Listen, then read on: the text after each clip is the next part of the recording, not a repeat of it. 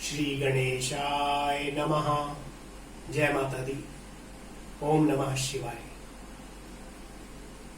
ज्योतिष के ज्ञान संबंधी इस चैनल में आप सबका स्वागत है। मेरा आज का विषय है, क्या आत्महत्या रोकी जा सकती है।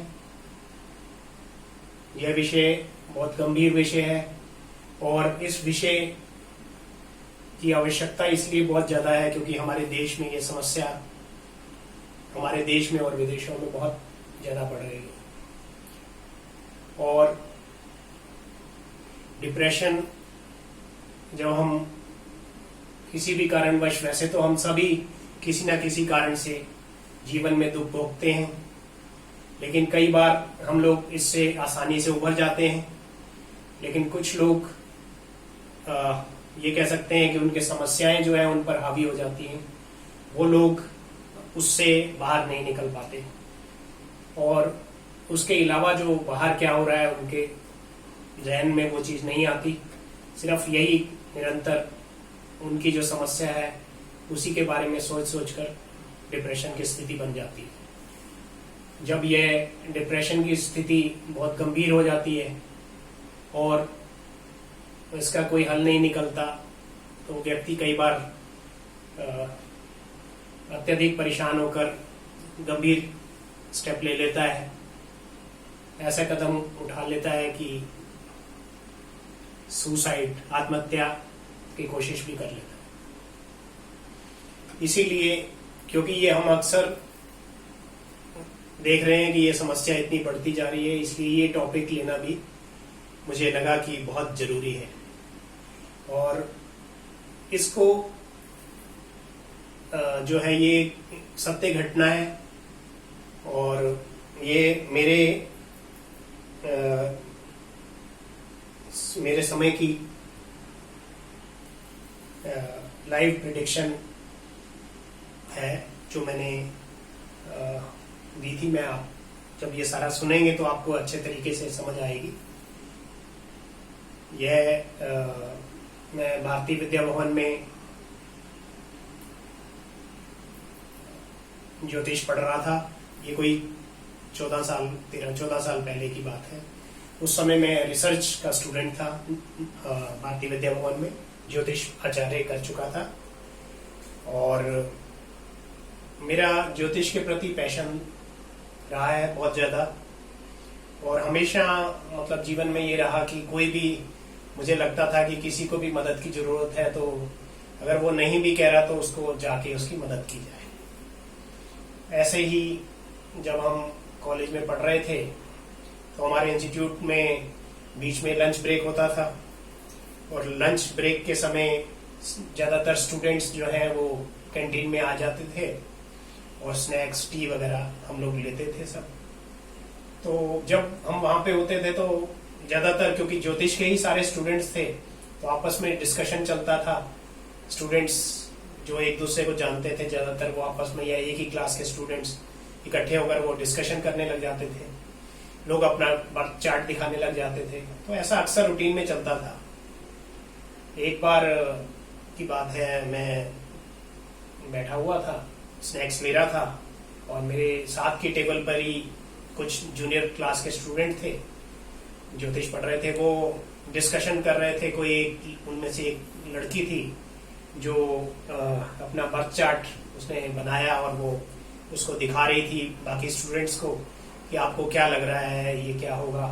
तो मुझे पूरी तरह नहीं समझ आ रहा था कि क्या समस्या है या क्या है। मुझे लगा शायद जनरल डिस्कशन चल रहा है, लेकिन थोड़ी देर बाद मुझे ऐसा लगा कि वो बार बार सबसे यही कुछ प्रश्न कर रही है और उसका जवाब वो जो स्टूडेंट्स हैं वो सही नहीं दे पा रहे, क्योंकि वो जूनियर क्लास में थे और साथ में इतना आसान नहीं है किसी चीज को एकदम से प्रिडिक्ट कर देना। और मेरी, जैसे मैंने आपको बताया, मेरी आदत है कि मैं जाके अपने आप जाके भी किसी की हेल्प करने को तत्पर रहता हूँ। मेरी बचपन से शुरू से ही ऐसी आदत है। मुझे लगा कि शायद वो कोई समस्या में है या परेशान है, तो मैंने उनसे बात की। अभी जैसे ही बात हुई तो मैंने अपना रेफरेंस दिया कि मैं ऐसे ज्योतिष आचार्य मैंने किया हुआ है, गोल्ड मेडल लिया था इसमें, इस विद्या में। और अब मैं रिसर्च का स्टूडेंट हूँ, रिसर्च कर रहा हूँ। तो सुनकर बहुत खुश हुई, कहने लगी कि आप मेरी हेल्प करेंगे। मैंने कहा जरूर करेंगे, आप बताएं। तो अभी लंच ब्रेक खत्म होने वाला था, तो उसने कहा प्लीज मेरा ये चार्ट है, बर्थ चार्ट, ये जरा देख लें थोड़ी देर के लिए। मैंने कहा ऐसा है कि वैसे तो टाइम नहीं है इस समय, लेकिन फिर भी आप कह रही हैं तो आप थोड़ा दिखाएं। देखा तो मैंने कहा आप अभी ज्यादा समय है नहीं, आप अगर किस बारे में पूछना चाह रही हैं। तो कहने लगी मेरी मैरिड लाइफ के बारे में बताएं। तो मेरे को उस समय थोड़े से समय में जो पता लगा, मैंने उसको यही बोला कि आपका जो है मैरिड लाइफ इतनी अच्छी नहीं नजर आ रही है, कुछ समस्या जरूर है इसमें। तो उसने उसको कंफर्म किया और बोला कि मेरी 1 साल की बेटी है और मैं जो है मेरा विवाह हुआ था, और विवाह में हमने बहुत कुछ दिया था, बड़ी गाड़ी, एसी, और मतलब कोई चीज की कमी नहीं की थी। लेकिन मेरी बेटी होने के बाद अब मैं घर वापस आ गई हूँ अपनी मदर के घर, और ये समस्या चल रही है। तो मेरा यही प्रश्न है कि मैं वापस जाऊंगी या नहीं जाऊंगी। मैं थोड़ा सा ही समय मिला था ब्रेक का, तो इसलिए उसमें जो देख के मुझे समझ आया, मैंने उनको बताया कि मुझे ऐसा लग रहा है इसमें कि आप वापस जाएंगी, आपको दोबारा बुलाएंगे। तो थोड़ा सा उसके चेहरे पे इससे थोड़ा उसको कंफर्टेबल फील हुआ कि पॉजिटिव रिस्पांस दे रहे हैं और सीनियर हैं। तो उसने मेरा रिगार्ड किया और फिर हम लोग चले गए अपने उसमें। उसके बाद 2-4 बार क्योंकि हमारी क्लासेस सैटरडे संडे ही होती है, तो 2-4 बार जब भी मुलाकात हुई और उसने नमस्ते वगैरह किया, और एक आध बार फिर उसने कोशिश की कि मैं सर आपको दोबारा अपना चार्ट दिखाऊं, बर्थ चार्ट। मैंने कहा नहीं, और उसको दोबारा मैं नहीं देखता, मैंने एक बार आपको जो देख के बता दिया वही होगा और आप वापस जाएंगी। तो उस समय जो था वो बात हो गई, फिर अपना क्लासेस वगैरह चल रही थी ऐसे ही। एक दिन मैं अपने घर में ही था, और ये मेरे ख्याल से कोई छुट्टी का ही दिन था, और उस दिन सुबह मेरे ख्याल से 11-12 या 1 बजे के आसपास मेरे पास कॉल आई उसी लड़की की। मैंने फोन उठाया तो मुझे ये सुनकर एकदम से हैरानी हुई कि उस लड़की ने मुझे ये शब्द कहे कि सर मैं अभी आपसे बात करते ही अभी फोन काट दूंगी, मैंने अपने आप को कमरे में बंद कर लिया है और मैं सुसाइड अटेम्प्ट कर रही हूँ। ये सुनते ही मुझे बड़ी हैरानी हुई, और मुझे ये था कि टाइम है नहीं और इसने कहा है कि फोन काट देगी, और जब ऐसा विचार व्यक्ति के मन में आ गया है, उसने अपने आप को बंद भी कर लिया है, तो ऐसे समय में मुझे भगवान ने यही प्रेरणा दी कि मैंने उससे सिर्फ यही कहा कि आप मुझे सिर्फ 2-4 मिनट का, 2-3 मिनट का आप मुझे टाइम दे दें, आप फोन मत काटिएगा, मेरी रिक्वेस्ट है आपसे। और मुझे जो भगवान ने जो विद्या दी थी और जितना ज्ञान दिया था, वो 2-3-4 मिनट के अंदर ही मैंने वो सारा इस्तेमाल किया भगवान के आशीर्वाद से। और उसमें मुझे ऐसा लग रहा था कि जैसे मेरी जगह भगवान ही बोल रहा है सब कुछ, मतलब कोई ऐसी कमी नहीं, किसी चीज, मतलब हर बात उसमें सम्मिलित थी कि वो व्यक्ति जो है, क्योंकि मेरे को थोड़ा सा शुरू से रहा कि काउंसलिंग वगैरह में देता रहता था वैसे जनरल, लेकिन इस तरीके का केस कभी नहीं आया। लेकिन बस वो उसका यही फायदा हुआ कि जितना भी मुझे भगवान ने ज्ञान दिया था वो सारा मैंने थोड़े से 3-4 मिनट के समय में मैंने उसको सारा दे दिया। अब उसके बीच में मैंने ये भी उसको थोड़ा सा एक लाइन भी बोली कि मैंने आपको बोला था कि आप अपने हस्बैंड के घर वापस जरूर जाएंगी। ये लाइन भी मैंने एक उसमें ऐड की थी।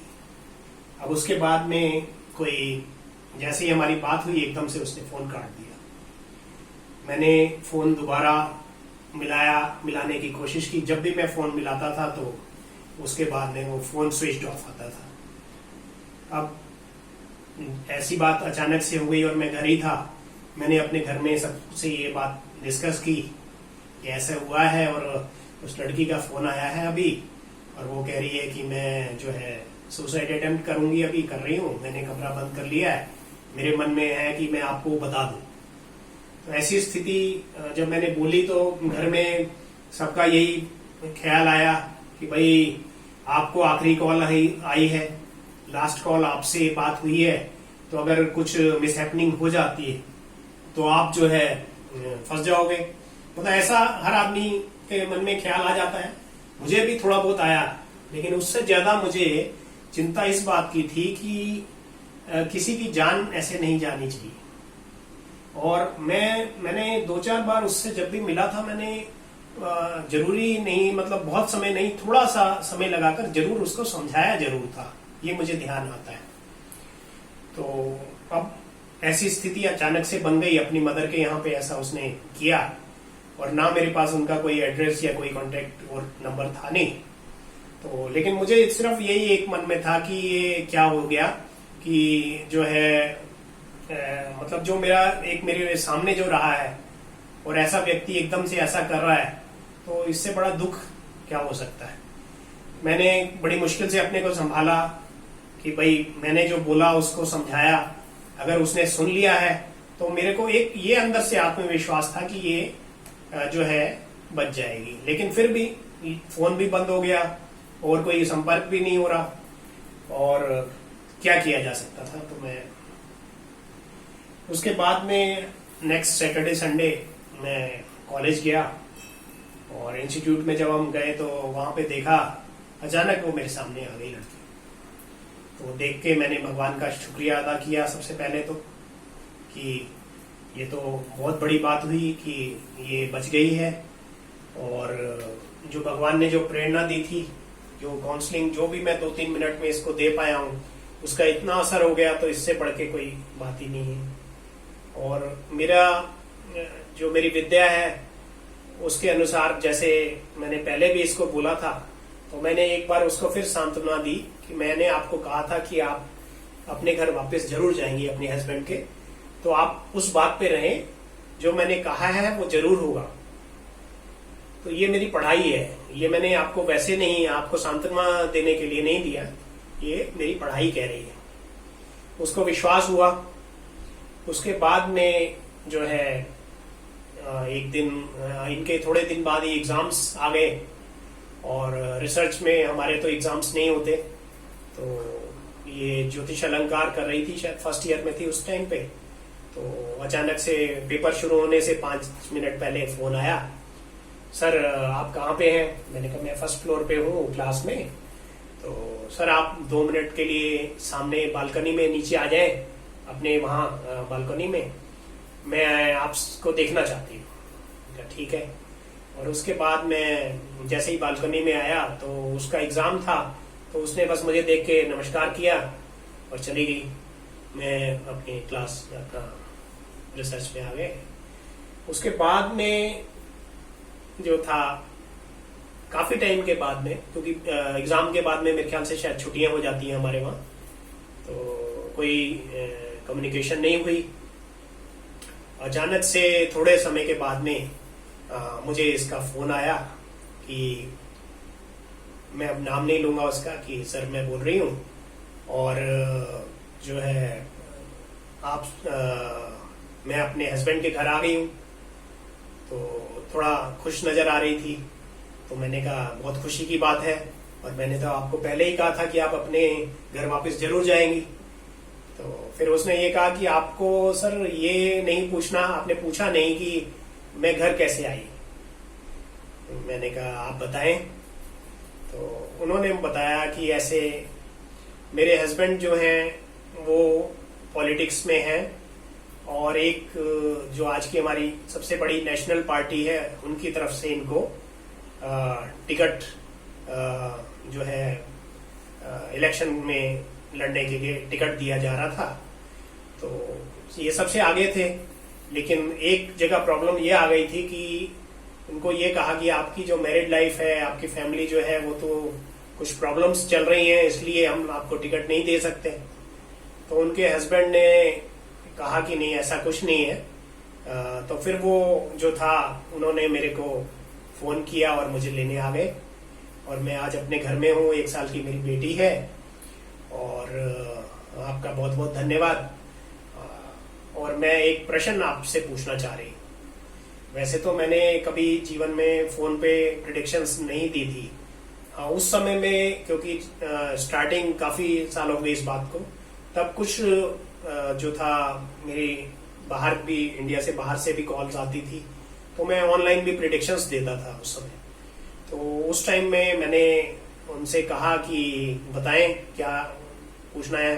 कहने लगे मेरे को मेरे हस्बैंड के बारे में पूछना है। फिर उस टाइम में उन्होंने उनकी टाइम, डेट ऑफ बर्थ वगैरह मुझे दी, और यही प्रश्न किया कि सर वो इलेक्शन लड़ रहे हैं और क्या वो जीत जाएंगे। तो फिर उसने ये अपने बारे में भी ये भी बताया कि सर हमारे एरिया में जो हमारे कुछ आश्रम है, संत महापुरुष लोग हैं, जहाँ लाखों लोग दर्शन करने आते हैं, उनके शिष्य हैं, वहां भी मैं गई हूँ उनके साथ में, और वहां पे उनसे रिक्वेस्ट किए है कि आप अपने शिष्यों को कहें कि हमें वोट वगैरह दें। तो इस तरीके से उसने नाम भी बताए दो एक संतों के। और फिर ऐसी स्थिति थी, उसको ये था मन में कि सर ये आप जो कहेंगे वही होगा, आप मुझे ये बताएं क्या वो जीत जाएंगे। तो मैंने देखा, उसके बाद में मैंने उनको ये देख के बताया, शायद उनका दोबारा कॉल आया था या उसी टाइम की बात है, मैं और उसको बनाया होगा, तो मुझे ध्यान पूरा नहीं आ रहा। फिर मैंने देखा तो मुझे ये लगा कि मैंने कहा वैसे चांसेस बहुत ज्यादा हैं, लेकिन एक रुकावट का बीच में इंडिकेशन आ रहा है, इस वजह से मुश्किल लग रहा है। और ऐसी ही स्थिति बनी। इलेक्शन का जब रिजल्ट आया तो वो 100 से भी कम वोटों से हारे थे, और ऐसी स्थिति थी। तो इसके बाद में जो है मेरा उनसे कभी संपर्क नहीं हुआ। तो काफी साल हो गए इस बात को। लेकिन ये जो घटना थी, इससे हमें बहुत कुछ सीखने को मिलता है। जैसे मैंने पहले ही कहा कि समस्याएं तो हर किसी के साथ हैं, मेरे साथ भी हैं, आप सबके साथ भी हैं। ऐसा कोई नहीं है कि किसी को कोई समस्या ना हो। लेकिन कई बार जब समस्या डिप्रेशन का रूप ले लेती है और हम पे हावी हो जाती है, और जब अत्यधिक हावी हो जाती है, तो हमारी सोच गलत दिशा में चली जाती है। तो इस एग्जाम्पल से हमें ये समझ आ जाती है कि हम अपनी प्रॉब्लम को अपने तक ही ना सीमित रखें, शेयर करें, और हो सके तो किसी अच्छे समझदार व्यक्ति से जो है काउंसलिंग ली जाए, क्योंकि इसमें काउंसलिंग का बहुत ज्यादा महत्व है। कई बार लोग दवाइयों के उस सारे डिप्रेशन की दवाइयां लेने लग जाते हैं, उसका असर इतना नहीं है, क्योंकि वो प्रॉब्लम तो एज इट इज है। लेकिन जब आपको एक सही गाइडेंस, सही काउंसलिंग मिल जाती है, तो आप जो है उससे धीरे धीरे करके उभर जाएंगे, और एक आपको जब आशा की किरण नजर आएगी, तो आप जो है पूरी तरह ठीक हो जाएंगे। ऐसी ही स्थिति आपके सामने इस एग्जाम्पल में मैंने आपके सामने प्रस्तुत की है, और मुझे लगता है कि इससे बहुत सारे लोगों को फायदा होगा। क्योंकि हमारे समाज में, हमारे साथ या हमारे मित्र बंधुओं के साथ में अक्सर ये प्रॉब्लम चल रही है, और ये स्थिति ज्यादा गंभीर ना हो जाए, इसलिए मैं आपसे भी सबसे यही कहूंगा कि कोई भी हो आपकी नॉलेज में, चाहे हम स्वयं है या कोई और है जो ऐसी स्थिति से गुजर रहा है, तो कृपया उसको कहें कि वो संपर्क करें इसमें, और काउंसलिंग के द्वारा अगर हो सका तो पूरी कोशिश की जाएगी कि उसका निवारण हो, उसके दुख का। और एक्चुअल में जब मैं ये कर रहा था, ये सब कुछ हुआ, उसके बाद मेरा एक ज्योतिष में एक वो रहा कि सुसाइड क्यों की जाती है, हॉरोस्कोप में हम कैसे देखते हैं। तो मेरी एक रिसर्च उसमें आई, और मतलब मैंने उसमें बहुत रिसर्च की, तो मुझे कुछ ऐसा इंडिकेशन मिलने लगा कि मैंने कुछ लोग जो मेरे पास हॉरोस्कोप दिखाने आते थे, चाहे उसमें कई डॉक्टर्स भी थे और प्रोफेशन के लोग थे, मैंने उसमें देख के उनको थोड़ा सा हिंट दिया कि ऐसा आपकी लाइफ में कभी हुआ। तो उन्होंने मुझे बोला कि हाँ, हमने अटेम्प्ट की कोशिश की थी, लेकिन मुझसे ओवरकम हो गए उस टाइम में। तो ऐसी जब सब चीजें देखी तो मेरे मन में एक विचार आया कि क्यों ना मैं ये विद्या के माध्यम से और काउंसलिंग, भगवान ने मुझे अगर इतनी कृपा की है कि मैं इतनी क्षमता दे दी है कि मैं समझाकर काउंसलिंग देकर अगर किसी की जान बचा सकूं, तो मेरे मन में ये विचार रहा कि चलिए लोगों को काउंसलिंग दी जाए जो लोग डिप्रेशन में हैं। मैंने कुछ साल अपना समय जो है वो इस साइड लगाया और इसके आज बहुत सारे पॉजिटिव रिजल्ट्स सामने हैं। उसमें से कुछ लोग अभी भी मिलते हैं तो बड़ा उनको खुश देखकर बड़ा अच्छा लगता है। तो किसी का जीवन अगर बच जाता है, संवर जाता है, तो इससे बड़ी खुशी की कोई बात नहीं है। तो ये जो है एक एग्जाम्पल है, आप ये देख लें कि लाइफ में ऐसा भी होता है और कोई भी समस्या इतनी बड़ी नहीं है। ठीक है, अगर आज आपको ये लगता है कि ये समस्या इतनी हावी हो गई है, लेकिन हो सकता है कि मेरे लिए वो समस्या इतनी ज्यादा ना हो, और अगर काउंसलिंग के द्वारा वो ठीक हो सकती है तो कोशिश करनी चाहिए अपनी तरफ से कि जो है कुछ चीजें दवाई की जगह इस तरीके से काउंसलिंग के द्वारा उसमें ज्यादा हेल्प मिलती है। तो